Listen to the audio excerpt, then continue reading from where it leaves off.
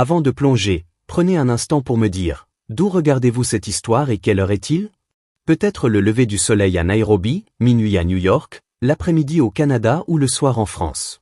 Ne vous contentez pas de la regarder en silence, laissez un commentaire ci-dessous et voyons quelle portée mondiale cette histoire a. Maintenant, plongez-vous et commençons.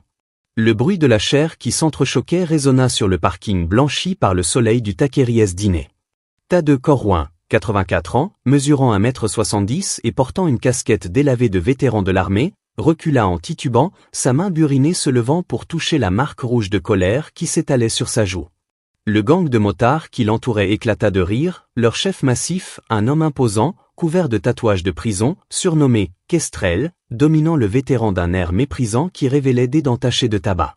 Les yeux de Tadeu, bleu pâle et perçant malgré son âge, ne trahissaient pas la peur. Il scrutait quelque chose de bien plus dangereux, le calcul.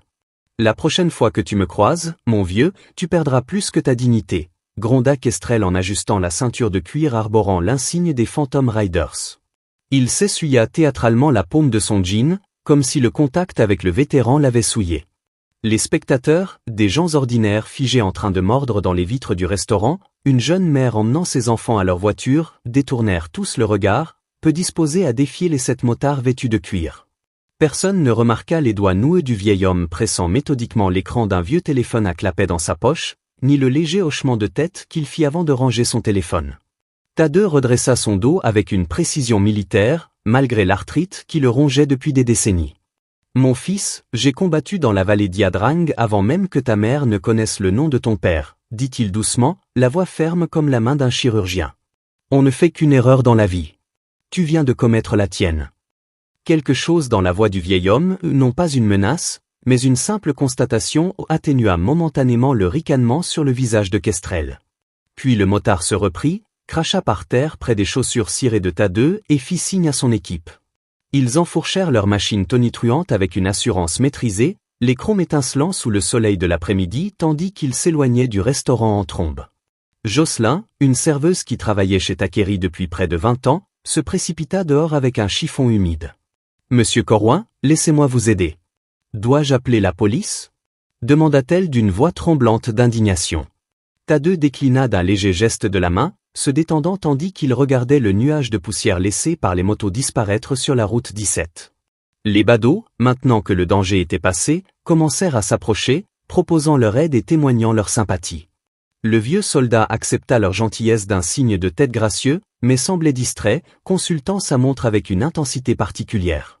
Quand quelqu'un suggéra à nouveau d'appeler le shérif, Tadeu se contenta de sourire, un sourire qui n'atteignit pas tout à fait ses yeux. « Pas besoin de ça, dit-il, ressemblant soudain à tous ses 84 ans en s'installant sur un banc à l'extérieur du restaurant. J'ai juste besoin de me reposer un peu. Ces gars et moi avons, au rendez-vous. » Il sortit une montre de poche en argent, pas la montre bracelet bon marché qu'il consultait quelques instants plus tôt et l'ouvrit en cliquant, scrutant son cadran avec une expression qui tenait peut-être de la nostalgie, peut-être de l'anticipation. 28 minutes s'étaient écoulées depuis la gifle. Il en restait 2. Tadeu Corrouin ferma les yeux et commença à compter à rebours en silence, attendant ce qu'il savait déjà être en mouvement. Kestrel se sentait invincible tandis que sa Harley customisée dévalait la route sinueuse de montagne, la confrérie des Phantom Riders déployée derrière lui en formation décalée. L'ivresse d'avoir giflé ce vieil homme lui picotait encore la paume, une autre histoire à enjoliver dans leur campement ce soir-là, une autre démonstration de son contrôle absolu sur le comté de Fallbrook. La vie était belle quand on était craint. Le soleil de l'après-midi lui réchauffait le dos à l'approche de Fallen Ridge, un tronçon de route dangereux qui longeait la montagne avec un précipice à pic à l'extérieur et un mur de pierre à l'intérieur. L'endroit idéal pour ouvrir les gaz et se sentir véritablement libre. Ce que Kestrel ne vit pas, c'était le vieux camion de transport militaire garé dans un emplacement dissimulé juste devant, ni les 4 hommes à l'intérieur qui attendaient depuis la réception d'un simple SMS, protocole Malaya. Fallen Ridge. 30 minutes. Les hommes n'étaient pas jeunes ou le plus jeune avait 67 ans, le plus âgé près de 90 ans, mais ils se déplaçaient avec cette précision coordonnée, fruit d'un entraînement si rigoureux qu'elle devient partie intégrante de l'ADN. Ils ne portaient plus d'uniforme, juste des vêtements civils de tous les jours, mais quelque chose dans leur allure les distinguait. Alors que le grondement lointain des motos s'intensifiait, Absalom Reed, ancien sergent-chef des forces spéciales, aujourd'hui propriétaire de la quincaillerie Reed sur Main Street, acquiesça brièvement, et ses compagnons prirent position. Les motards tournèrent le coin à toute vitesse, le vent arrachant leurs vêtements, le rugissement de leurs moteurs rebondissant sur la paroi rocheuse à côté d'eux. Kestrel riait sous son casque, l'humiliation du vieil homme s'effaçant déjà de son esprit tandis qu'il se concentrait sur la pure sensation de puissance sous ses pieds. Il ne remarqua pas que le chef de groupe ou un nouveau venu nommé Shrike s'écarta soudain d'un petit obstacle presque invisible sur la route. Il remarqua en revanche que son propre pneu avant heurta quelque chose qui provoqua une secousse nauséabonde dans le guidon, faisant vaciller violemment sa Harley. Tandis qu'il luttait pour garder le contrôle, sa vision étroite s'élargissait juste assez pour apercevoir le vieux camion militaire qui bloquait la route devant lui, et 4 hommes âgés en formation sur l'asphalte. La suite des événements se déroula avec une telle rapidité que, plus tard, lorsque les motards tentèrent de reconstituer le tout, leurs récits se contredirent violemment. Des chausses-trappes immobilisèrent les motos sans provoquer d'accident mortel. Des fumigènes créèrent des nuages désorientants. Puis les vieillards se mirent en mouvement, non pas avec la raideur de l'âge, mais avec la violence fluide et économique d'opérateurs expérimentés. Kestrel se retrouva face contre terre sur l'asphalte, un genou appuyé contre son dos avec une force surprenante, les bras crispés derrière lui avec une précision douloureuse. À travers la fumée qui se déposait, il aperçut son équipe tout aussi apaisée, certains gémissant, aucun ne luttant efficacement contre ces personnes âgées. « Qu'est-ce que c'est que ce bordel ?» cracha Kestrel, sentant le sang là où son visage avait touché la route. La pression sur son dos augmenta légèrement, pas assez pour le blesser, juste assez pour lui communiquer un contrôle total. L'homme qui le maintenait se pencha, et Kestrel sentit l'après-rasage Allspice mélangé à de l'huile pour arme. « Ça, » dit une voix calme à son oreille, « c'est la conséquence d'avoir giflé Thad Corwin, 5e groupe des forces spéciales, retraité. Nous sommes son ancienne unité. Tu peux nous appeler les fantômes de Malaisie. Et fiston, ça fait des décennies qu'on attend quelque chose d'intéressant à faire. » 29 minutes et 30 secondes après avoir été giflé, Thad Corwin se leva du banc devant le Taqueries dîner avec une agilité surprenante et se dirigea vers sa Ford Bronco de 1967, méticuleusement entretenue. Les citoyens inquiets qui avaient assisté à son humiliation lui proposèrent de le raccompagner chez lui, mais il les repoussa d'un geste courtois qui ne reflétait pas la froideur de son regard. Alors qu'il s'engageait sur la route 17, non pas vers son modeste bungalow de Sycamore Street, mais vers Fallon Ridge, son téléphone vibra et un simple message. Colis sécurisé. Direction Foxhole.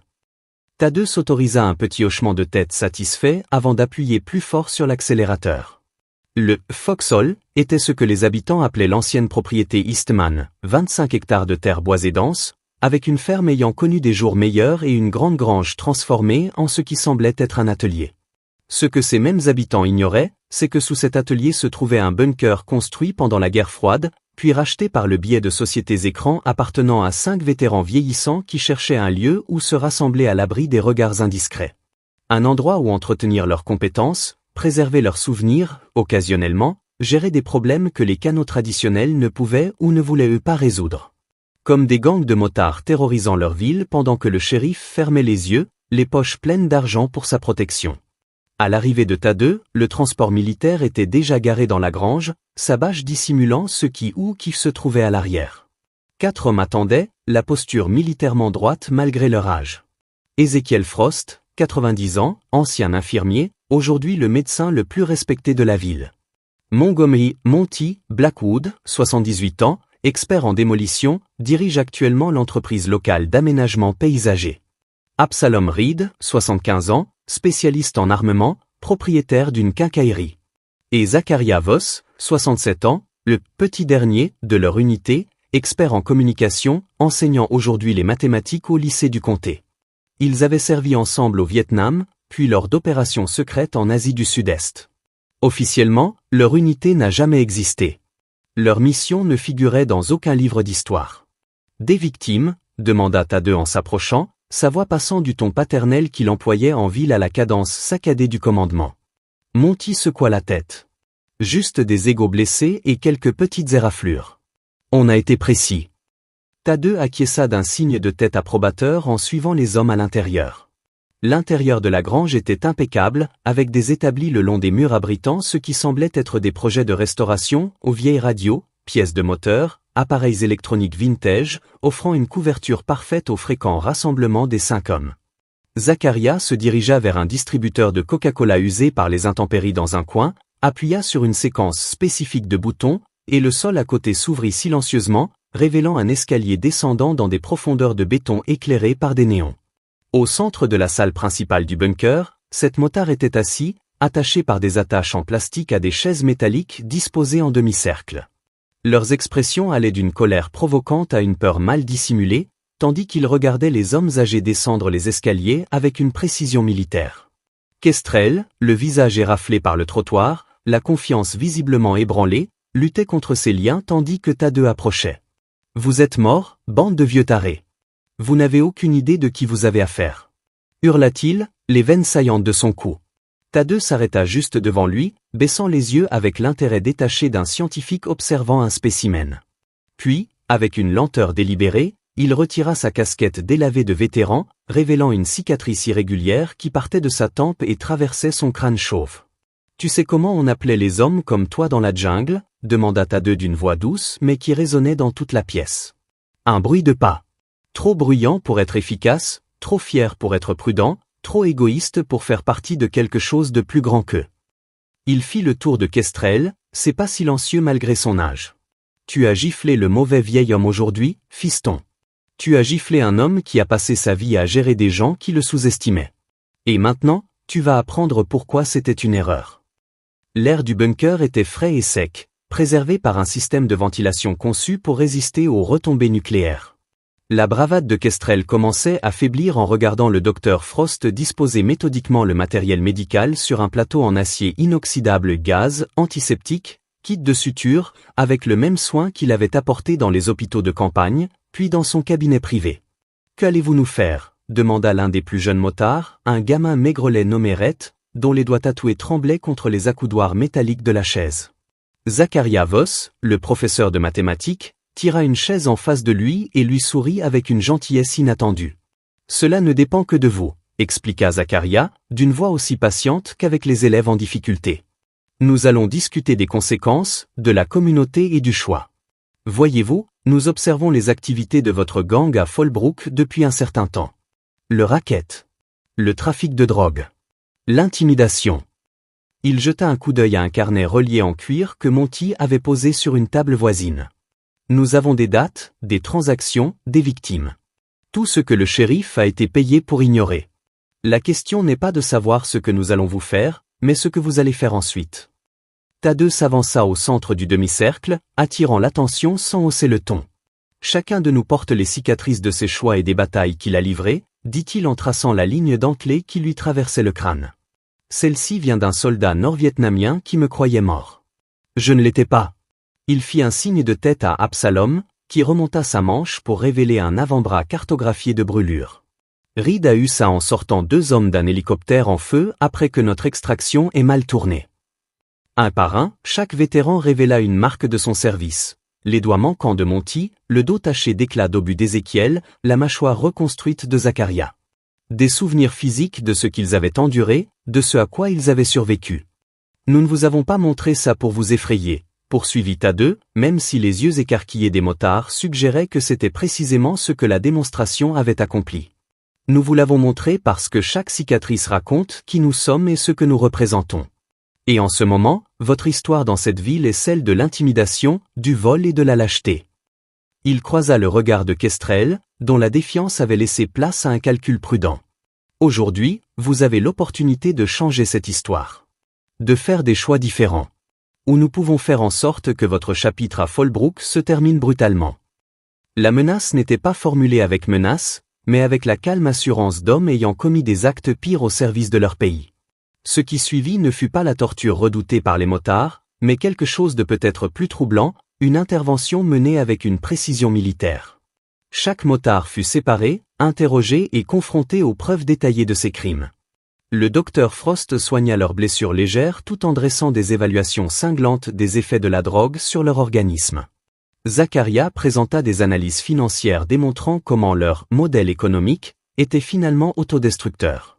Monty expliqua précisément la vulnérabilité de leur complexe à diverses formes de « défaillance structurelle ». Et Absalom énuméra discrètement les noms de toutes les personnes qu'ils avaient blessées à Fallbrook, non pas comme des menaces, mais pour rappeler le coût humain de leurs actes. Pendant tout ce temps, Thaddeus observa, posant parfois des questions qui touchaient au cœur des motivations, des peurs et du potentiel de rédemption de chacun. À la tombée de la nuit, devant le bunker, la tension avait laissé place à une trêve précaire. 3 des plus jeunes motards, dont Rhett, s'étaient effondrés, avouant leur implication dans les opérations du gang et exprimant ce qui semblait être de sincères remords. 2 autres gardaient un silence maussade, tandis que Kestrel et son lieutenant, un homme imposant appelé Boomer, continuaient d'alterner menaces et marchandages désespérés. Thaddeus écoutait tout cela avec la patience de quelqu'un qui avait interrogé des combattants ennemis aguerris dans des conditions bien pires que ce bunker climatisé. Finalement, alors que les séances touchaient à leur fin, il demanda que le groupe soit réuni. « Messieurs, il est temps de prendre une décision », annonça Thaddeus, debout devant le demi-cercle de captifs, les mains jointes dans le dos. « Nous allons vous présenter 3 options, et chacun choisira sa voie. Première option, quitter le comté de Fallbrook ce soir, ne jamais revenir et reconstruire sa vie ailleurs. Nous fournirons suffisamment d'argent pour le transport et 2 semaines de frais de subsistance. Deuxième option, rester à Fallbrook, mais en citoyen respectueux des lois. Rompre les liens avec les cavaliers fantômes, trouver un emploi légal, que nous vous aiderons à trouver, et dédommager ceux que vous avez blessés. Troisième option. Il marqua une pause, laissant le silence s'éterniser, inconfortable. Eh bien, la troisième option concerne les puits de mines abandonnés, très profonds, dans ces montagnes. Je ne recommande pas cette troisième option. Zacharia circulait dans la pièce, coupant les colliers de serrage et plaçant une feuille de papier devant chaque homme. Écrivez votre choix. Signez. Ceci devient un contrat contraignant entre vous et nous, expliqua-t-il en distribuant des stylos. Rompre ce contrat, et les conséquences seront importantes. Les motards échangèrent des regards incertains, le rapport de force entre eux changeant visiblement. Certains s'empressèrent de saisir leurs stylos, d'autres hésitaient. Le visage de Kestrel se crispa de rage et d'humiliation en voyant son équipe, autrefois fidèle, envisager des accords avec ses justiciers gériatriques. Lorsque Rhett et 2 autres écrivirent rapidement « Option 2 » et signèrent, Kestrel cracha dans leur direction. « Vous, traîtres sans colonne vertébrale.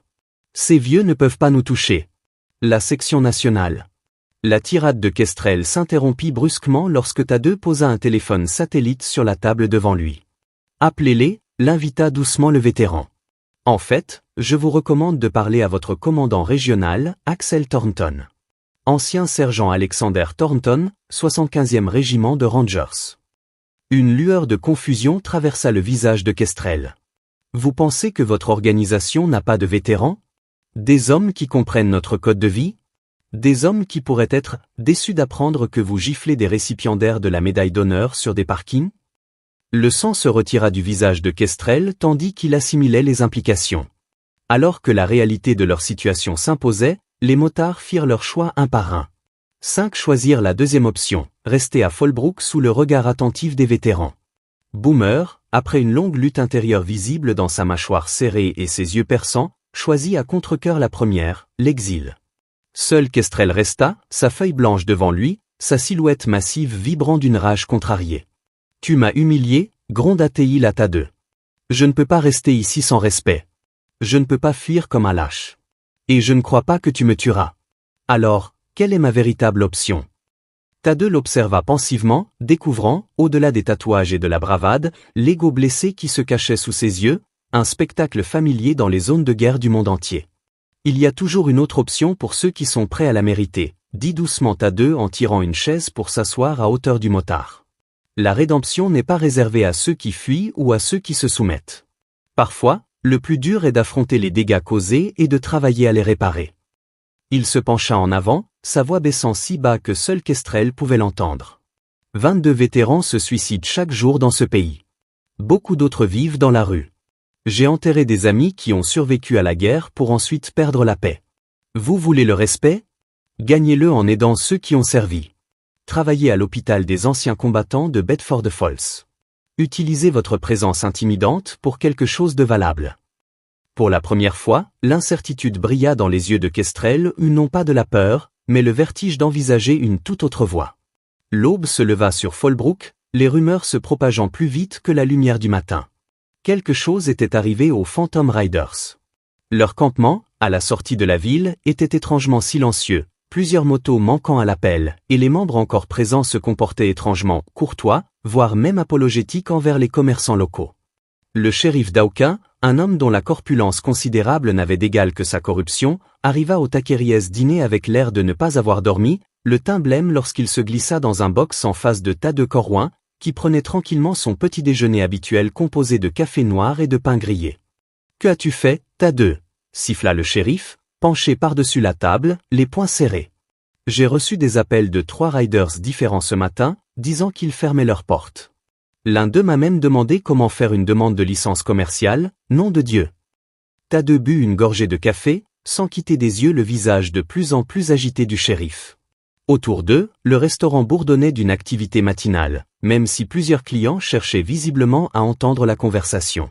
Jocelyn apparut avec une cafetière, remplissant ostensiblement la tasse de Tadeu tout en ignorant celle du shérif, vide ou un petit geste de défi qui ne passa pas inaperçu. « Fascinant, » répondit finalement Tadeu en s'essuyant la bouche avec une serviette. « On dirait que certains ont changé d'avis.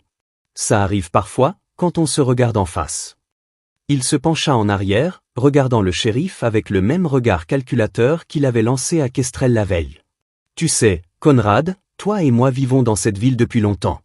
On l'a vu changer. Certains changements étaient positifs, d'autres non. Mais le changement est de retour, et je pense que tu devras te positionner en conséquence. » L'avertissement était voilé, mais sans équivoque, surtout lorsque la porte du restaurant s'ouvrit et que le docteur Frost entra, suivi de Monty Blackwood, tous deux saluant chaleureusement Tadeu en prenant place au comptoir. Le regard du shérif Dauquin parcourut les vétérans, réalisant que ce n'était pas une coïncidence. « Vous ne pouvez pas vous faire justice vous-même, » protesta-t-il d'une voix basse, mais avec une intensité intacte. « Quel que soit le coup de justicier que vous avez joué. » Tadeu le coupa d'une main levée, son expression se durcissant presque imperceptiblement. Choix de mots intéressants de la part d'un homme qui a pris 20 000 $ aux Riders le mois dernier. Et 40 000 $ au projet de construction de Bellamy. Dois-je continuer, Conrad ? Le visage du shérif oscilla entre le choc, le déni, puis la défaite, lorsqu'il réalisa à quel point les renseignements recueillis par les vétérans avaient été exhaustifs. La conversation qui suivit fut brève mais décisive. Le shérif annoncerait sa retraite anticipée dans les 30 jours. Il coopérerait aux enquêtes d'État sur la corruption qui débuteraient, par coïncidence, la semaine suivante. En échange, certains documents financiers resteraient confidentiels, notamment ceux qui pourraient impliquer sa femme et ses enfants. Alors que Conrad Dauquin quittait le restaurant, les épaules affaissées en signe de capitulation, les autres clients du petit déjeuner firent mine de ne pas remarquer sa défaite ni les subtils hochements de tête échangés entre Tadeu et ses compagnons. Mais chacun ressentait le changement dans la structure du pouvoir à Fallbrook, un rééquilibrage survenu presque du jour au lendemain, orchestré par des hommes que la plupart avaient considérés comme d'inoffensifs vestiges de guerre passée. De l'autre côté de la ville, dans les couloirs stériles de l'hôpital des anciens combattants de Bedford Falls, Kestrel, connu là-bas sous son nom légal, Marcus Reynolds, vivait sa propre forme de choc culturel. Vêtu non pas de cuir, mais d'une tenue de bénévole hospitalier, il se tenait, maladroitement, à côté de sa superviseure, une infirmière pragmatique nommée Valencia, plus intimidante que n'importe quel sergent instructeur des récits des vétérans. Vous commencerez en kinésithérapie, à déplacer des patients et du matériel, expliqua-t-elle en le regardant avec scepticisme. Pas d'attitude, pas d'excuses, et surtout, pas question d'effrayer mes vétérans. Certains de ces hommes sursautent au moindre bruit ou mouvement brusque. Soyez doux ou vous disparaissez. C'est clair ? Marcus hocha la tête, ravalant le réflexe de défi qui caractérisait ses interactions depuis si longtemps. Au détour d'un couloir, il tomba nez à nez avec Tadeu Corrouin, qui rendait visite à un patient, une rencontre à laquelle les deux hommes s'attendaient, mais à laquelle aucun des deux n'était vraiment préparé. La chambre d'hôpital des anciens combattants était petite mais d'une propreté méticuleuse. Son seul occupant était un homme maigre comme un clou, aux joues creuses et aux yeux qui en avaient trop vu. Jeremiah Thorne, 93 ans, avait servi avec Tadeu en Corée avant le Vietnam. Leur amitié s'était forgée dans des tranchées glacées et s'était maintenue pendant des décennies de vie civile. À présent, le cancer accomplissait ce que les balles ennemies ne pouvaient jamais faire, et les deux hommes savaient que le temps de Jeremiah se mesurait en semaines et non en mois. Tadeu était assis dans le fauteuil des visiteurs, poursuivant leur partie d'échecs, lorsque la porte s'ouvrit et Marcus Reynolds, encore en train de s'habituer mentalement à ne plus être appelé Kestrel, se figea dans l'embrasure, son chariot de ravitaillement oublié derrière lui. Monsieur Corrouin, reconnut Marcus d'un ton sec, sa carrure imposante semblant légèrement rétrécir sous le regard fixe du vétéran. 3 jours s'étaient écoulés depuis la confrontation au Foxhole, et c'était leur première rencontre depuis que Marcus avait fait son choix inattendu. Non pas l'exil, ni la soumission passive, mais la voie difficile de la rédemption active. Thaddeus acquiesça en retour, faisant signe à Marcus de poursuivre son travail tandis que Jérémia observait l'interaction avec la curiosité acérée qui avait fait de lui un agent de renseignement exceptionnel des décennies auparavant. « Nouveau volontaire ?» demanda Jérémia après que Marcus eut réapprovisionné la pièce avec un soin excessif, visiblement mal à l'aise mais déterminé à accomplir sa tâche avec professionnalisme. « Quelque chose comme ça », répondit Thaddeus en déplaçant une pièce d'échec avec une précision délibérée. Marcus apprend le service et ses conséquences. « N'est-ce pas, mon fils ?» La question flottait dans l'air, non pas conflictuelle, mais pleine d'attente. Marcus s'arrêta à la porte, l'attitude conflictuelle évidente, l'instinct de partir en trombe contrastant avec son engagement dans cette nouvelle voie. « Oui, monsieur », répondit-il finalement en se tournant vers les 2 vétérans. « J'essaie de comprendre. » Quelque chose dans son ton, une honnêteté vulnérable jusque-là enfouie sous une certaine bravade, attira l'attention de Jérémia. Le mourant fit signe à Marcus d'approcher d'un doigt noueux, la manche de sa blouse d'hôpital remontant pour révéler un numéro de série tatoué qui fit écarquiller les yeux de l'ancien motard. « Vous étiez à Binlon », dit doucement Marcus, surprenant les 2 vétérans par son savoir. « Mon grand-père avait le même tatouage. Groupe d'opérations spéciales, équipe Macrocosme. Il n'en a jamais parlé, sauf une fois, alors qu'il était mourant. » Cet aveu changea l'atmosphère de la pièce, reliant les 3 hommes par-delà les générations et les expériences. Jérémia hocha la tête, un sourire brillait sur son visage émacié. « Prenez une chaise, jeune homme. Laissez-moi vous parler d'honneur, pas celui dont parle votre club de motards, mais le vrai. Celui qui vous coûte quelque chose. » Tandis que Marcus s'asseyait avec hésitation, Thaddeus se renversa en arrière, observant une connexion se créer qu'il n'aurait pas pu orchestrer même s'il avait essayé ou la forme même de justice poétique de l'univers. La conversation qui s'ensuivit révéla à Marcus des aspects que son personnage de Cresserelle avait longtemps refoulés, un héritage militaire familial abandonné, la déception d'un grand-père jamais surmonté avant sa mort, une dérive vers la fraternité structurée des motards hors la loi en quête de la camaraderie que son grand-père avait décrite à la guerre. Jérémia écoutait plus qu'il ne parlait, mais lorsqu'il le faisait, ses paroles portaient le poids d'un homme n'ayant plus rien à perdre et n'ayant aucune raison d'être autre chose qu'une honnêteté brutale. « Tu as déshonoré la mémoire de ton grand-père en devenant un prédateur au lieu d'un protecteur, » dit-il sans détour à Marcus. « Mais l'honneur, c'est qu'il peut être reconquis, une décision à la fois. J'ai vu des hommes le perdre et le retrouver, parfois au cours d'un même échange de tirs. » Lorsque Marcus quitta enfin la pièce 1 heure plus tard, quelque chose de fondamental avait changé dans sa compréhension du chemin qui l'attendait. Il ne s'agissait pas seulement d'éviter la prison ou d'apaiser Thaddeus et ses vétérans justiciers, mais de renouer avec un héritage qu'il avait abandonné, de devenir quelqu'un que son grand-père pourrait reconnaître. Thaddeus resta avec Jérémia, oubliant leur partie d'échecs tandis qu'ils discutaient de ce qui venait de se passer. « Tu as planifié ça, n'est-ce pas ?» accusa faiblement Jérémia, bien que ses yeux pétillèrent d'appréciation pour les machinations de son ami. « Tu as assigné ce garçon à ma chambre spécifiquement ?» Thaddeus secoua la tête, laissant un rare sourire adoucir ses traits burinés. « Il y a des choses que même les vieux soldats ne peuvent pas coordonner, mon ami. Certaines choses sont faites pour arriver. » Dehors, dans le couloir, Marcus s'appuya contre le mur, assimilant la conversation et le lien inattendu avec sa propre histoire.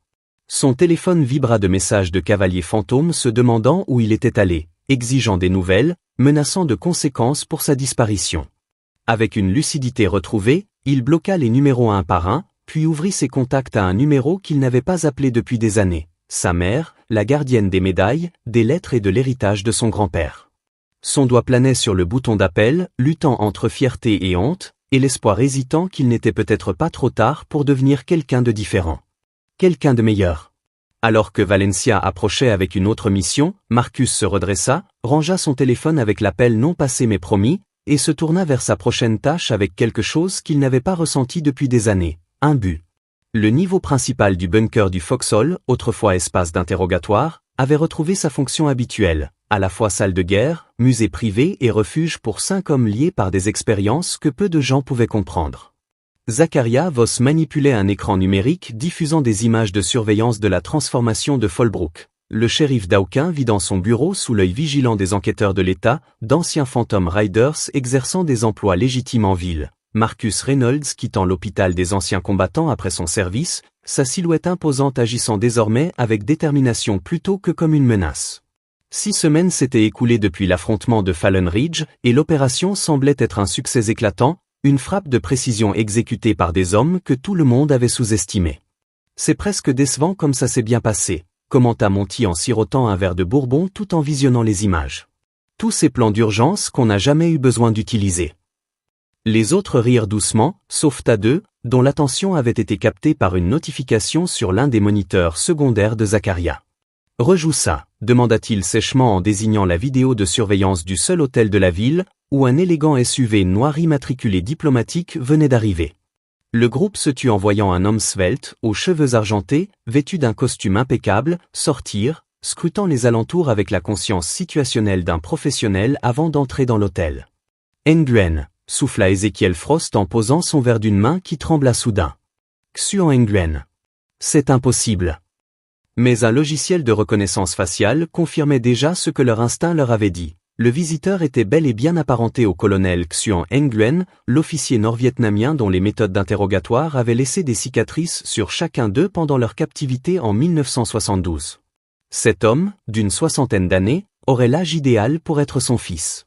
Absalom Reed était déjà au casier à armes, composant la combinaison avec une aisance experte, son corps réagissant à une évaluation de la menace que son esprit conscient n'avait pas encore finalisée. « Pourquoi le fils de notre tortionnaire est-il à Fallbrook » demanda-t-il, sans s'adresser à personne en particulier. « Plus important encore, comment nous a-t-il trouvés » rétorqua Tadeu, son esprit tactique passant outre les réactions émotionnelles pour se concentrer sur les implications sécuritaires. Notre opération avec les motards était impeccable. Pas de rapports officiels, pas de traces écrites. C'est autre chose, quelque chose du passé. Il se tourna vers Zachariah, qui fouillait déjà dans les bases de données des renseignements par des canaux secrets qui, techniquement, n'existaient pas. Donnez-moi tout sur lui. Position actuelle, association, déplacement. Et vérifiez l'état de Jérémia, il serait la première cible logique si c'est bien ce que je pense.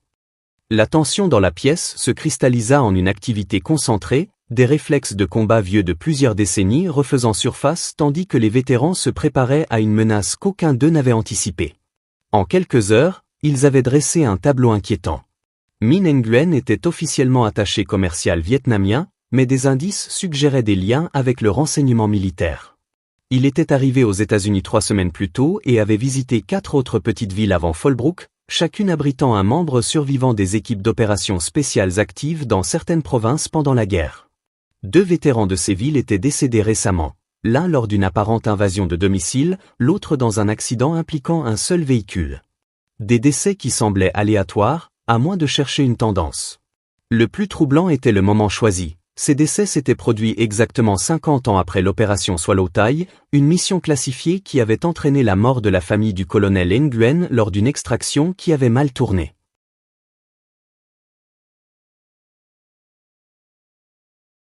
Il nous traque, conclut Ézéchiel d'un air sombre, en étudiant les rapports médicaux que Zachariah avait obtenus des autopsies des vétérans décédés. La victime de l'invasion de domicile présentait des traces d'injections cachées entre les orteils, elles auraient pu passer inaperçues si le médecin légiste n'avait pas été minutieux. La victime de l'accident de voiture présentait des fragments microscopiques d'un dispositif qui aurait pu désactiver son véhicule à distance. Les conséquences pesaient lourdement sur le groupe. Ils n'avaient pas affaire à des motards en colère ni à un shérif corrompu, ils avaient affaire à un professionnel doté de ressources, d'une formation et d'une vendetta vieille de 50 ans. Un homme ciblant des vétérans vieillissants, désormais plus vulnérables qu'ils ne l'étaient lorsqu'ils étaient jeunes dans la jungle. Un homme qui ne s'arrêterait pas tant qu'il n'aurait pas rayé tous les noms de sa liste. Y compris le leur. Nous avons 2 avantages, dit à 2 après un long silence, la voix posée malgré la gravité de la situation. Il ignore que nous savons qu'il est là. Et il ignore nos préparatifs de retraite unique. Il fit un geste autour du bunker, avec ses systèmes de sécurité, ses caches d'armes et ses capacités défensives. Messieurs, Il semble que notre dernière mission ne soit finalement pas tout à fait terminée. La question est de savoir si nous abordons cette affaire en tant que traqués ou en tant que chasseurs. Les 5 hommes échangèrent des regards chargés d'histoire commune et de compréhension tacite. Ils avaient juré 50 ans auparavant que leur guerre était finie, qu'ils ne redeviendraient plus jamais les instruments de mort qu'ils avaient été. Mais tandis qu'Absalom commençait à vérifier méthodiquement les armes et que Monty sortait les plans de l'hôtel, il était clair que ce serment allait être mis à l'épreuve d'une promesse plus fondamentale: se protéger mutuellement jusqu'au bout, quel qu'en soit le prix. Située en périphérie de Fallbrook, la Black Bear Inn, une structure de 3 étages, avait été autrefois l'établissement d'hébergement phare de la ville avant que les nouvelles chaînes hôtelières ne la drainent. Elle s'adressait désormais principalement aux voyageurs à petit budget et aux amateurs de plein air occasionnels attirés par la proximité des sentiers de randonnée. La chambre 212, actuellement occupée par Min Nguyen, donnait sur le parking et offrait une vue dégagée sur les allées et venues, un choix tactique qui n'avait pas échappé aux vétérans qui surveillaient le bâtiment depuis plusieurs points de vue. 48 heures de surveillance avaient permis d'obtenir une image détaillée des déplacements, des communications et des mesures de sécurité de leur adversaire.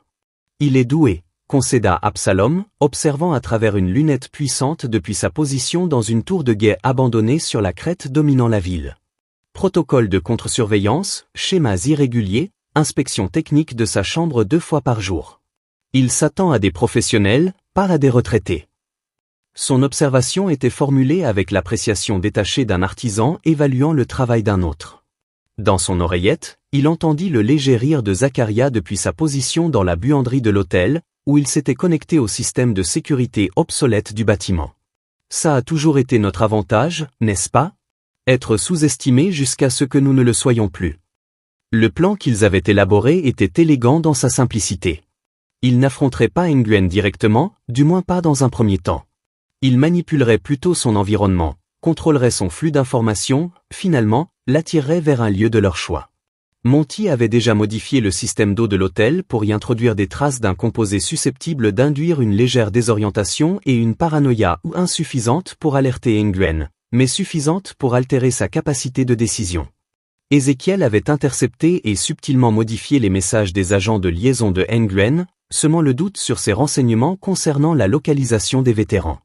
Et Tadeu avait préparé l'élément le plus dévastateur psychologiquement, des preuves qui amèneraient Nguyen à croire que la mort de son père n'était pas due aux Américains, mais à une purge militaire vietnamienne interne. La cible se déplace, annonça Absalom tandis que Nguyen sortait de sa chambre, s'arrêtant sur le balcon pour inspecter le parking avant de descendre l'escalier extérieur. Il est en tenue de voyage et porte sa mallette sécurisée. On dirait que notre campagne de désinformation a porté ses fruits, il se prépare à changer de lieu. Les vétérans suivirent ces déplacements avec la précision coordonnée d'hommes ayant opéré ensemble dans des circonstances bien plus difficiles. Lorsque le SUV de Nguyen quitta l'hôtel, Tadeu donna l'ordre qu'ils attendaient, début de partie. Toutes les unités se dirigent vers Carrefour.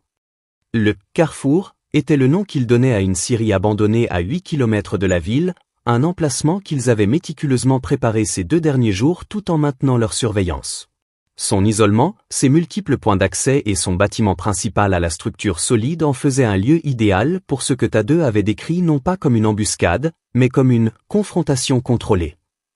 Il ne s'agissait pas d'assassins venus éliminer une cible, il s'agissait de soldats se préparant à mettre fin à une guerre qui durait depuis des décennies. Cette distinction comptait pour eux aux des hommes qui avaient tué par nécessité, mais jamais par choix, qui avaient porté le poids de ces décisions à travers cauchemars et aurores paisibles pendant un demi-siècle. Nguyen arriva au moulin 90 minutes plus tard, attiré par les renseignements que Zachariah avait soigneusement semés, suggérant un rassemblement de vétérans de l'opération Macaon.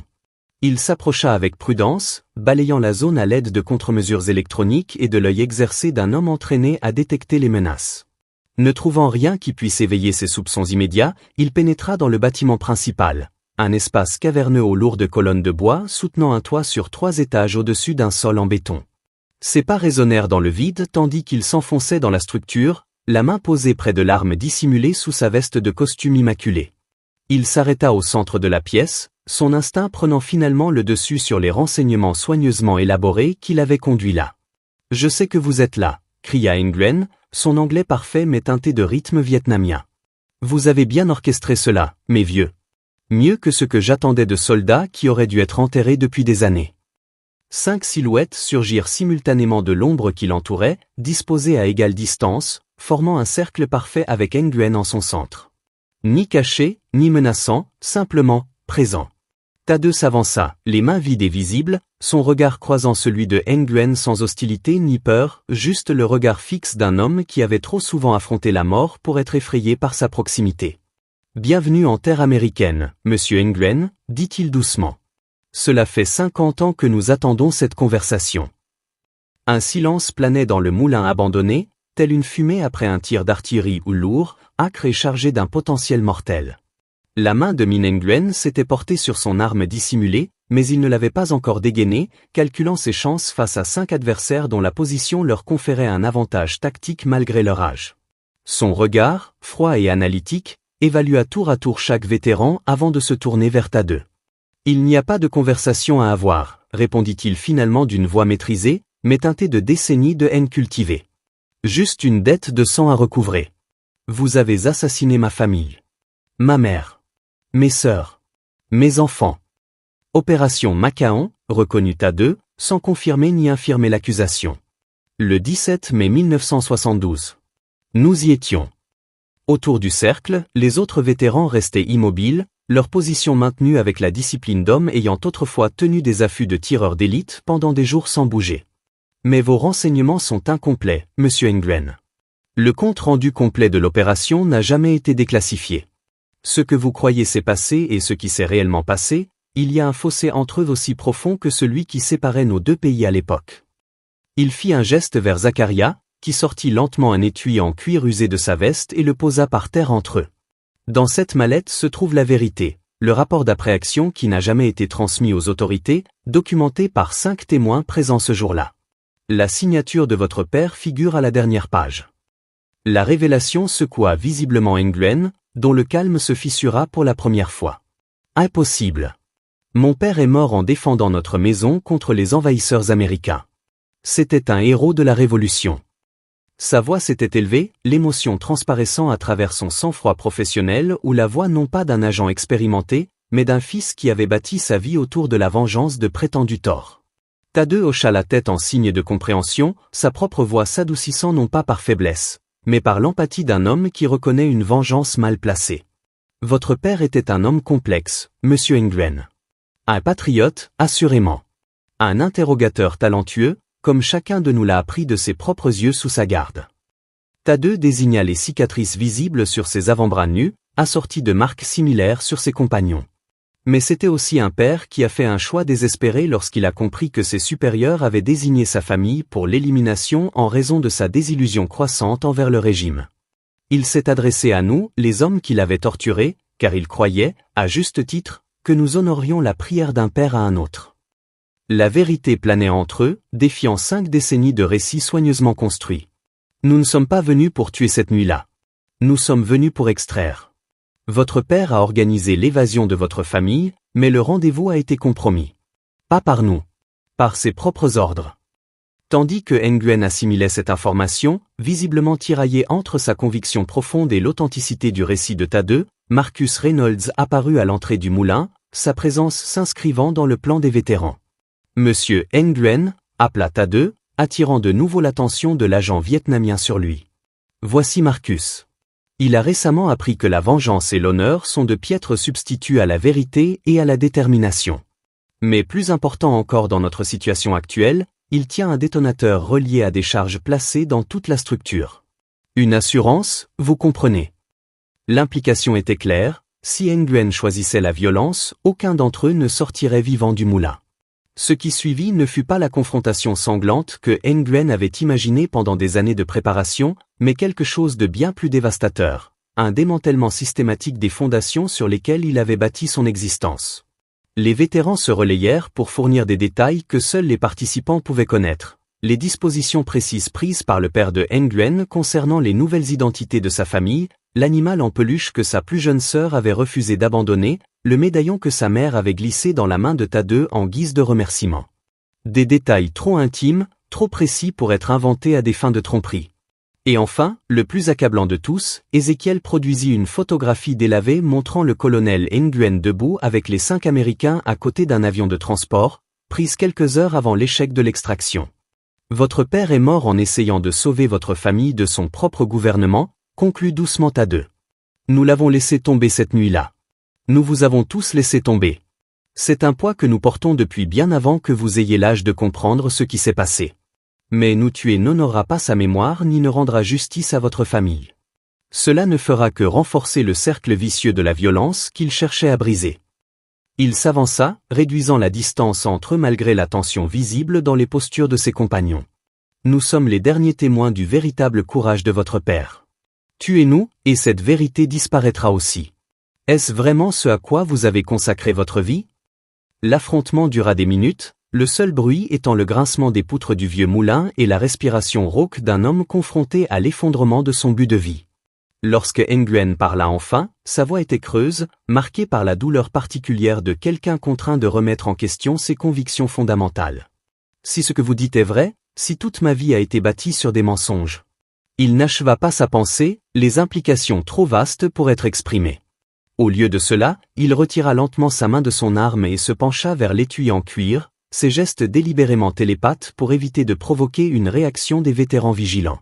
Alors qu'il l'ouvrait et commençait à lire le rapport manuscrit, reconnaissant l'écriture distinctive de son père dans les marges, la dernière braise de sa mission vengeresse s'éteignit visiblement. À l'extérieur du moulin, alors qu'une pluie inhabituelle commençait à tomber, Marcus Reynolds observa l'échange par la porte ouverte avec une compréhension nouvelle. 6 semaines plus tôt, il avait été Kestrel, un homme caractérisé par l'intimidation et de faux codes d'honneur. Il assistait maintenant à la conclusion d'un conflit qui avait commencé avant sa naissance, observant comment des hommes qui avaient toutes les raisons de se haïr pouvaient trouver une solution sans effusion de sang. Lorsque Tadeu sortit enfin du bâtiment, suivi de ses camarades vétérans et d'un Min Nguyen visiblement ébranlé, Marcus se redressa au garde-à-vous sans réfléchir, un geste de respect non pas pour leur âge, mais pour ce qu'ils représentaient. Une leçon de rédemption plus puissante que n'importe quelle gifle et ses conséquences.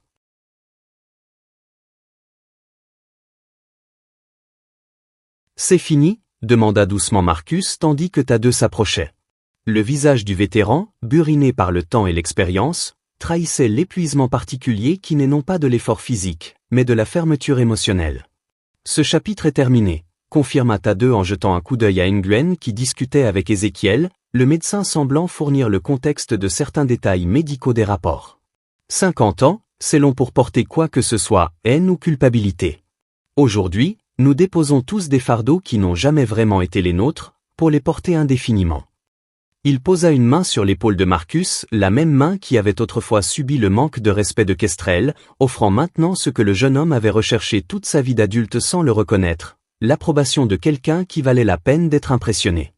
Alors qu'ils se dirigeaient vers leur véhicule, abandonnant le moulin abandonné à ses fantômes et à ses secrets retrouvés, Tadeu esquissa un léger sourire à la vue de Fallbrook au loin, une ville transformée non par la violence, mais par l'intervention discrète d'hommes que la société avait largement oubliés. Tu sais, Marcus, songea-t-il, l'arme la plus dangereuse en temps de guerre n'est ni le fusil ni la bombe. C'est la capacité d'entrevoir des voies que d'autres ne peuvent imaginer, de trouver des solutions au-delà du cycle évident de la violence et du châtiment. Il se tapota la tempe d'un doigt noueux. Souviens-toi de ça la prochaine fois que tu seras tenté de résoudre un problème avec tes poings plutôt que ça. L'homme vraiment puissant n'est pas celui qui peut faire du mal aux autres, mais celui qui peut changer le cours des choses quand tous les autres y sont pris au piège. La pluie s'intensifia tandis qu'ils retournaient vers la ville, effaçant les dernières traces de leur présence au moulin, et symboliquement, les derniers échos de conflits depuis longtemps attendus. À l'hôpital des anciens combattants, inconscient du drame qui s'était déroulé, Jeremiah Thorne somnolait paisiblement dans un sommeil morphinodépendant, sa partie d'échecs avec Tadeu toujours interrompue sur sa table de chevet. De l'autre côté de la ville, les anciens cavaliers fantômes vaquaient à leurs nouvelles occupations, le souvenir de leur humiliation à Fallen Ridge se transformant peu à peu d'une honte brûlante en une gratitude réticente. Et quelque part au-dessus du Pacifique, un vol diplomatique ramena Min Nguyen chez lui, non pas avec la satisfaction d'une vengeance accomplie, mais avec quelque chose de bien plus précieux, la vérité sur un père dont le dernier acte avait été un acte d'amour plutôt que de guerre. Au Taqueries dîner, où l'histoire avait commencé par une gifle irrespectueuse, Jocelyn s'apprêtait à fermer pour la nuit, s'arrêtant pour essuyer la banquette où Tadeu prenait son petit déjeuner chaque matin. Elle sourit à l'idée du vieux vétéran qui avait réussi, sans explication, à transformer leur ville en difficulté, comme le maire et le conseil municipal l'avaient fait depuis des décennies. Par la fenêtre, elle aperçut Marcus Reynolds qui passait au plus fanfaron, plus intimidant, simplement avançant avec la démarche déterminée d'un homme qui avait trouvé sa place dans le monde. C'était un petit changement, peut-être insignifiant pour la plupart des observateurs. Mais Jocelyn, comme beaucoup à Fallbrook, avait appris à reconnaître que les transformations les plus profondes commençaient souvent par de tels moments, une gifle, un choix, une conséquence. Et parfois, une seconde chance accordée par ceux qui avaient la sagesse de voir au-delà de l'offense immédiate, la possibilité d'une rédemption.